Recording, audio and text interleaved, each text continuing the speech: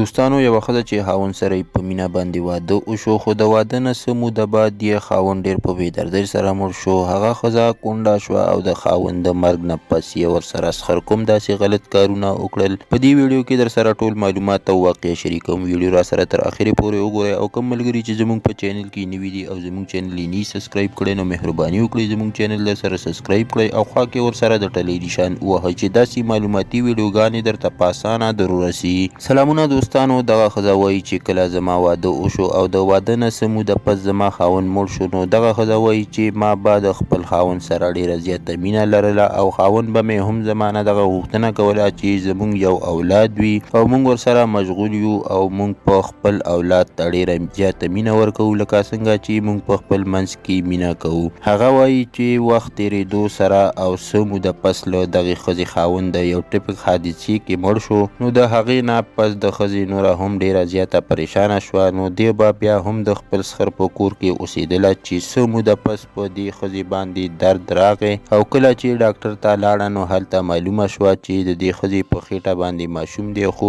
دې ښځې هېڅ داسې څه غلط کار نه و کړی د چا سره، بلکې دا وایي چې دا د هغې مینې برکت و چې زما خاوند هر وخت ویل چې زموږ یو ښکلی ماشوم یا بچی وي او موږ ورسره مشغول یو. نو دا ښځه وایي چې دا ټول هغه برکت و او کیدای شي چې د هغه ارمان پوره شوی نو خو هغه په دې دنیا کې نو. دوستانو دغه واقعه په سعودي عربستان کې شوې ده او کله چې دا ماشوم پیدا شو له دې ماشوم په خوشحالۍ کې نیکه ډېره زیات مال دولت د الله په نوم صدقه کو. دوستانو دا و د نن ورځ خبر چې در سره مو شریک کو. که ویډیو مو خوښه شوي وي چینل در سره ضرور سبسکرایب کړئ. مننه کوم چې ویډیو مو را سره تر اخرې پورې وکتله او د بلې ویډیو پورې الله په امان.